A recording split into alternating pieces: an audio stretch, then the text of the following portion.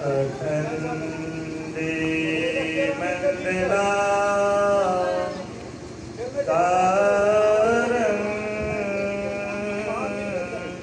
व्याप्तं येन चराचरं तत्पदं दर्शितं येन तस्मै श्री गुरवे नमः। परम गुरवे नमः।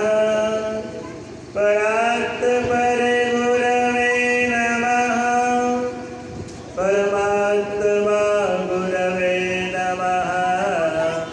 आत्मा गुरवे नमः। आदि गुरुदेव अनादि गुरुदेव अनंत गुरुदेव अखिल गुरुदेव शरण गुरुदेव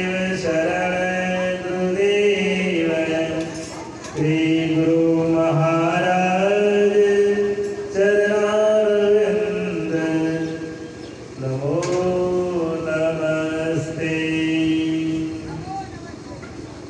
पूज्य गुरुजन धर्म प्रेमी सज्जनों, आदरणीय माताओं तथा भक्तिमती बहनों, आप सबों के चरणों में प्रणाम। श्री सद्गुरु महाराज की जय। भगवान श्री राम ने कहा, प्रकट तो प्रमोतम आगे शोभा, जीव नित्य तुम कहीं लगे रोगा। जीव कहते हैं जो जीता रहे, कभी मरे रहे।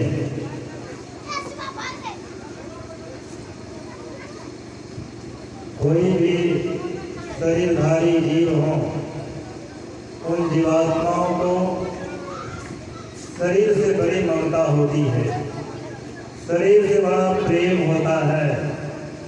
वह शरीर को नहीं छोड़ना चाहती, शरीर से बाहर नहीं निकलना चाहती। लेकिन देह में जब विकृति हो जाती है, जैसे मनुष्य की देह में 5 तत्वों की प्रधानता है, क्षिति, जल, पावक, गगन और शरीर। इन 5 तत्वों में से देह में जब एक भी तत्व की कमी हो जाती है, जैसे किसी को डायरिया हो गया, बहुत पानी शरीर से बाहर निकल गया, शरीर में जल तत्व की कमी हो गई, किसी का शरीर बिल्कुल ठंडा हो गया, शरीर में अग्नि तत्व की कमी हो गई, किसी का गला अवरुद्ध हो गया, कंठ दावा चला गया, या जल में डूबने के क्रम में देह में ऑक्सीजन हवा तत्व की कमी हो जाती है। ऐसी स्थिति में जब विकृति आ जाती है, जीवात्मा विवश होकर के शरीर से बाहर निकल जाती है। यूँ कहा जाए, काल धक्का देकर के जीव को शरीर से बाहर निकाल देते।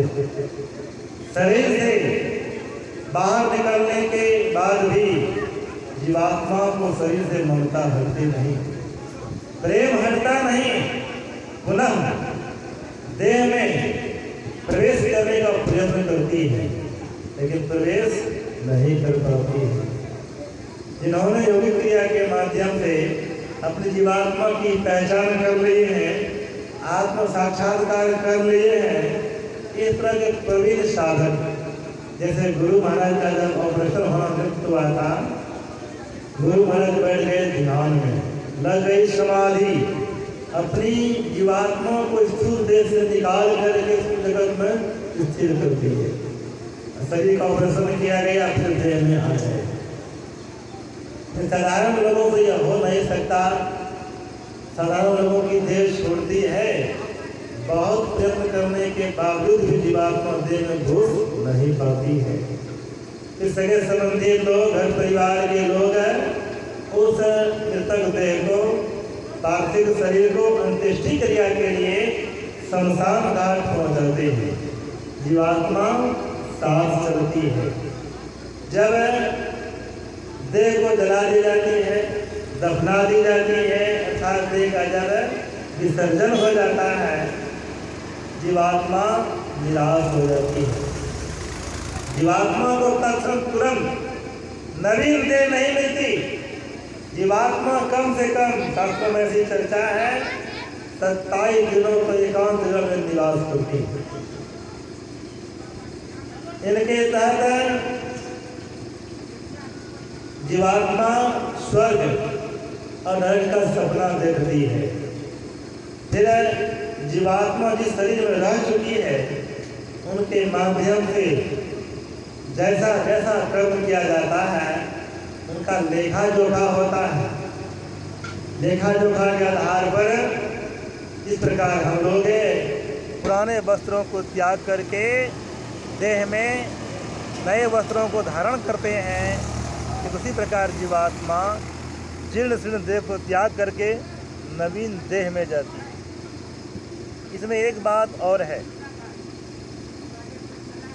दिन भर में हम लोग इस बात का चिंतन करते हैं, ख्याल रखते हैं, प्रायः रात्रि काल में उसी का स्वप्न देखा जाता है। यह तो दिन भर का दायरा हुआ। फिर अपने जीवन काल में हम जिस तरह के कर्मों को करेंगे वही चित्त में जमा हो जाता है। इंटरनेट का ज़माना है, एक बटन दबा दीजिए, आपने कब खाता खोला है, कब कब आपने रुपये जमा किए हैं, कब कब आपके द्वारा निकासी हुई है, कितने रुपये अभी खाते में जमा आपका है, सब डाटा बायोडाटा मिल जाता है कि नहीं। उसी तरह है, जितने भी कर्म आपके द्वारा किया गया, देह त्याग करने के समय चित्त में वह सब दर्शने लग जाता है। कहा जाता है परमात्मा 2 बार अपनी मौज से जीव को दिव्य दृष्टि प्रदान करते हैं।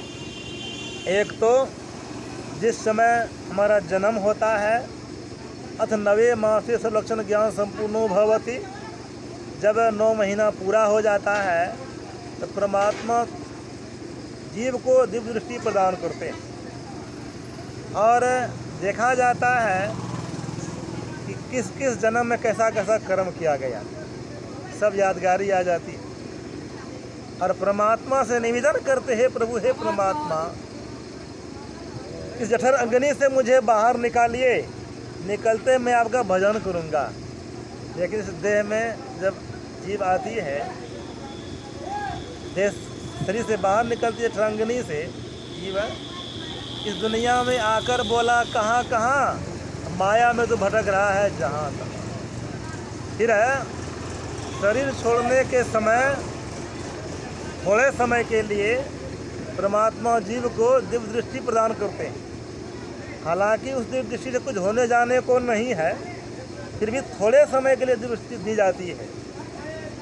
उस दिव्य दृष्टि के तहत जीव देखती हैं मेरे द्वारा कैसा कैसा कर्म किया गया जीवन भर में, नेकी बदी कर्म, छिप कर भी कोई कर्म किए हैं वह भी रील में आ जाता है, वही जन्म का कारण बनता है। इसलिए हम लोगों को सत्कर्म करना चाहिए, पाप कर्मों से दूर रहना चाहिए।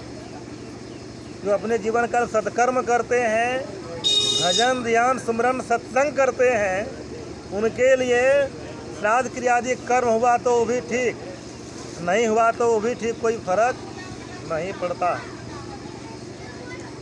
लोग कहते हैं सत्संग करने से या श्राद्ध क्रियादि कर्म करने से उनको मुक्ति मिल जाती है। हाँ, अगर मुक्ति भी मिलती है, किनसे मुक्ति मिलती है?